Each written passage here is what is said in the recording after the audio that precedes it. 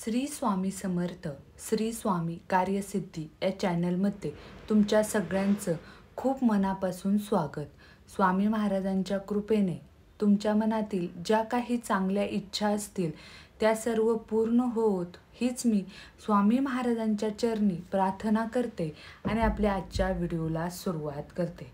लक्ष्मी पूजन 21 ऑक्टोबर 2025 रोजी आला आहे आणि या दिवशी आपल्याला खूप सारे उपाय सेवा करायचे आहेत। लक्ष्मी पूजनाचा मुहूर्त संध्याकाळी 6:10 ते रात्री 8:40 हा लक्ष्मी पूजनाचा मुहूर्त असणार आहे। पण आपल्याला सकाळपासून ते संध्याकाळी 12 वाजेपर्यंत खूप साऱ्या सेवा करायच्या आहेत, कारण या दिवशी अमावस्या सुद्धा असणार आहे आणि अमावस्या दिवशी आपण भरपूर सारे उपाय करत असतो। तसंच ही अमावस्या लक्ष्मी पूजनाच्या दिवशी जी अमावस्या येते ती अमावस्या खूप मोठी मानली जाते।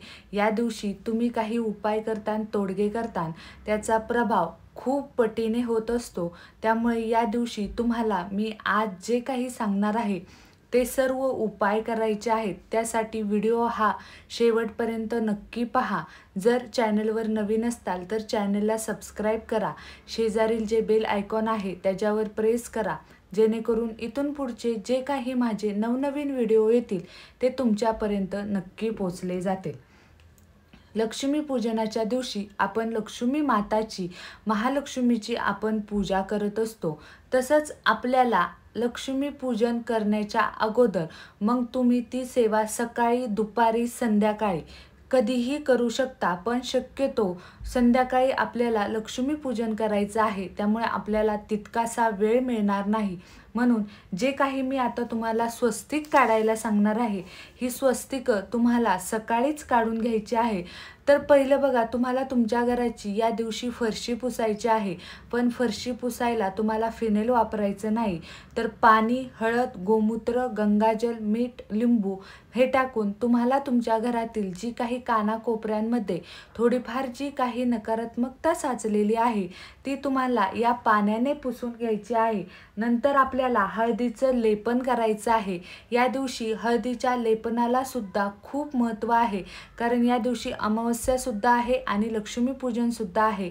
आपण दर गुरुवारी तर हळदीचं लेपन अमावस्येला पण सुद्धा करत असतो, पण लक्ष्मी पूजनाच्या दिवशी तुम्हाला सकाळी हळदीचं लेपन करायचं आहे। बघा, नरसिंहाचं प्रतीक म्हणून हे स्वस्तिक आपल्याला या दिवशी काढायचं आहे। तुमच्या घराचा जो मुख्य दरवाजा आहे आणि मुख्य दरवाजातून जेव्हा तुम्ही बाहेरून आत येता तेव्हा डाव्या बाजूला शुभ आणि उजव्या बाजूला लाभ असं तुम्हाला लिहायचं आहे, किंवा ते स्टिकर मिळतात ते तुम्ही चिटकवलं तरी चालेल आणि त्याच्या खाली तुम्हाला 2 स्वस्तिक काढायचे आहेत। आता स्वस्तिक काढताना पहिलं स्वस्तिक काढायचं, मध्ये 4 टिंब द्यायचे, कडेला 2, इकडे 2 रेषा तिकडे 2 रेषा असं तुम्हाला स्वस्तिक काढायचं आहे। जिथे तुम्ही हळदीचं लेपन करणार आहात उंबरठ्याला त्याच्यावर सुद्धा तुम्हाला एक स्वस्तिक काढायचं आहे। त्यानंतर तुमच्या मुख्य दरवाजावर सुद्धा तुम्हाला स्वस्तिक काढायचं आहे। तुमच्या किचनची जी भिंत आहे त्या भिंतीवर तुम्हाला या दिवशी स्वस्तिक काढायचं आहे। जिथे तुमची तिजोरी असेल, जिथे तुम्ही तुमचे पैसे, सोने, तुमची जी काही मौल्यवान वस्तू आहे जिथे तुम्ही ठेवत असता त्या तिजोरीत सुद्धा तुम्हाला एक कुंकवाने स्वस्तिक काढायचं आहे। बघा, या दिवशी आपल्याला हे सारे स्वस्तिक कुंकवाने काढायचे आहेत। आता जिथे तुम्ही तुमचं देवघर ठेवलं आहे त्याच्या पाठीमागची जी बाजू आहे, भिंत आहे, त्याच्यावर सुद्धा तुम्हाला एक या लक्ष्मी पूजनाच्या दिवशी स्वस्तिक काढायचं आहे। आता जिथं तुम्ही लक्ष्मी पूजन करणार आहात, आता हे बाकीचं स्वस्तिक तुम्हाला सकाळी काढून घ्यायचं आहे, पण जिथं तुम्ही तुमचं लक्ष्मी पूजन करणार आहात, जिथं तुम्ही तुमची शिरई म्हणजे झाडू, म्हणजे तिला आपण लक्ष्मी पूजनाच्या दिवशी लक्ष्मी म्हणतो, ती लक्ष्मी जिथे तुम्ही ठेवणार आहात, आता तुम्ही ती लाल कापडावर ठेवणार असताल तर त्या लाल कापडावर तुम्हाला कुंकवाने स्वस्तिक काढायचं आहे। त्याच्यावर थोडंसं तांदूळ ठेवायचं आहे, त्याला हळद कुंकू व्हायचं आहे आणि मगच तुम्हाला तो झाडू त्या स्वस्तिकावर ठेवायचा आहे। असं हे स्वस्तिक आपल्याला या दिवशी काढून घ्यायचे आहेत। बाकीचे स्वस्तिक तुम्हाला सकाळी काढून घ्यायचे आहे, पण जिथे तुम्ही लक्ष्मी पूजन करणार आहात, जिथे तुम्ही शिरई ठेवणार आहात, ते स्वस्तिक तुम्हाला जेव्हा तुम्ही लक्ष्मी पूजनाची मांडणी करता तेव्हा तुम्हाला तिथं ते स्वस्तिक काढायचं आहे. बघा, या दिवशी नारळाचा उतारा करणं खूपच शुभ मानलं जातं. तुम्ही तुमच्या घरावरून मुख्य दरवाजावरून तुम्हाला नारळाचा उतारा करायचा आहे. तुमच्या ज्या काही गाड्या असतील त्या गाड्यांवर सुद्धा तुम्हाला या नारळाचा उतारा करायचा आहे. जर तुम्हाला नारळ घेणं तितकंसं शक्य वाटत नसेल तर तुम्ही पिवळी मोहरी असती त्या पिवळ्या मोहरीचा सुद्धा हा उतारा करू शकता. हा उतारा कसा करायचा त्याची माहिती आपल्या चॅनलवर एका व्हिडिओमध्ये मी सांगितली आहे. तो व्हिडिओ जाऊन नक्की पहा.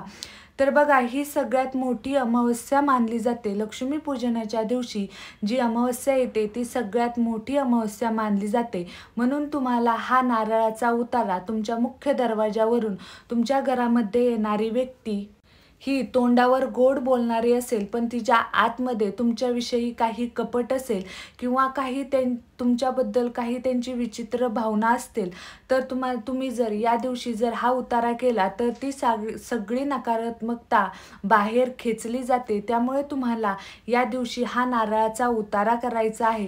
त्या नारळावर तुम्हाला त्रिशूळ काढायचा आहे.